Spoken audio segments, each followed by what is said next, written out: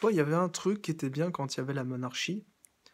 Je dis pas franchement que c'était pas un peu une dictature à certains moments, hein. On va pas citer Louis XIV, hein.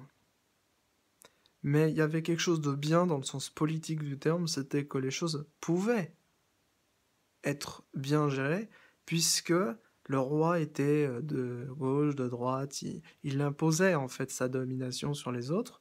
On dit qu'il y avait des privilèges à l'époque qu'il n'y a plus aujourd'hui, que justement grâce à ça. Mais qu'est-ce qu'on a produit grâce à ça? On s'est encore plus répandu sur la planète et on est devenu très nombreux. Et donc du coup, il y a de moins en moins de boulot parce que les machines remplacent de plus en plus l'homme. On est de plus en plus nombreux, il y a de plus en plus de misère, voilà. Et les riches sont de plus en plus riches. C'est incroyable quand même. Alors qu'à une certaine époque, il y avait le mécénat, il y avait pas mal de choses. Et puis bon, je vais pas dire que sur un plan religieux, la monarchie toutes les monarchies en Europe étaient une bonne chose, dans le sens extrême du terme. C'est-à-dire, il y a toujours une partie sombre, c'est vrai. Il faisait partie de sectes, entre guillemets, ultra-catholiques, très rattachées à des rituels plus que douteux au sujet de ce rituel du Saint-Sacrement, par exemple, qui était uniquement païen, et l'adoration du soleil, du dieu soleil. Le dieu soleil, j'insiste. L'hostie en forme de soleil. Contenu dans un ostensoir enfin, qui imite un soleil. Donc on le... Voilà, bon. Louis XIII en faisait partie, Gaston d'Orléans, et sa femme. Donc, cette chose qui nous arrive, en fait, c'est tout simplement prévu. D'abord la gauche, ensuite la droite, et l'extrême droite. L'écologie, en fait, c'est pas quelque chose dont on fait un métier.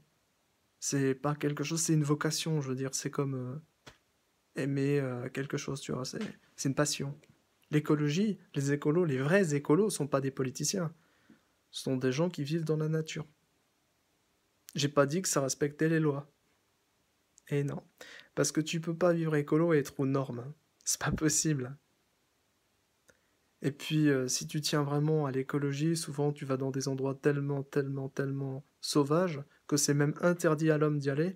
Notamment ce qu'a fait ce jeune Américain en Alaska, il est parti mourir avec sa femme dans une tente, bouffé par un ours. Oui, mais en même temps, tu es chez lui, quoi. Et donc, forcément, t'as vécu ton rêve, bah ouais, bah, vive l'écologie, t'es mort. Et pas en héros, t'es mort en repas, quoi. Bon, c'est un peu con. Après, il faut bien qu'il se nourrisse, mais je pense qu'il était aussi un peu énervé de le voir toujours rôder autour de lui. Et puis, c'est un ours, c'est un ours. Donc, l'écologie en tant que telle, c'est plus un fantasme. Parce que quand on regarde les écolos chez nous, Eva Joly qui va en taxi au travail, c'est pas très très écolo. On a qui d'autre? On a Daniel Cohn-Bendit qui fume des joints, bon après sans compter son image de pédophile qui est franchement plus que douteuse, et qui n'a aucun lien avec l'écologie en fait.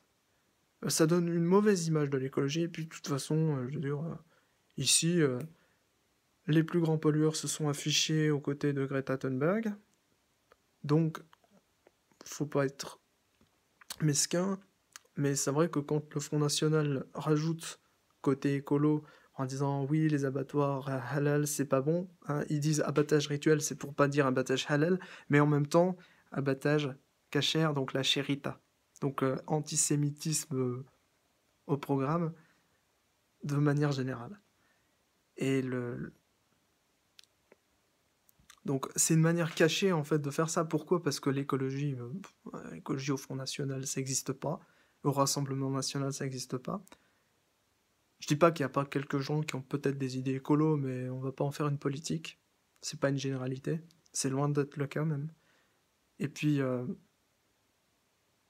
voilà, c'est juste pour chasser un peu d'islam, un peu machin. Alors ça peut être une stratégie si on se base sur le fait que l'islam est forcément mauvais et dangereux, etc. Avec le terrorisme de Daesh qui est un peu amateur quand même, soit dit en passant. Ils laissent traîner leur carte d'identité à la portée du premier flic venu. Ils se font refouler comme des petits cons parce qu'ils sont fichés S devant le Stade de France. Alors du coup, ils peuvent pas faire leur attentat sur François Hollande. Bah non, il faut quand même pas être con. À ce point-là, quand même. Donc voilà, ce que je t'ai dit, c'est tout calculé, tout rodé, le truc. Tu regardes Daesh, ils s'en prennent à qui? Ils voient une musulmane à table à une terrasse, hop, ils lui foncent dessus. Elle a un voile, hop, ils lui foncent dessus, elle est en terrasse. C'est pour faire un exemple. Mais en fait, ils font ça qu'au peuple, ils font jamais ça aux grands, etc. Alors je dis pas qu'il faut le faire aux grands, je dis juste, voilà, t'as compris. Une fois que t'as compris ça, t'as tout compris.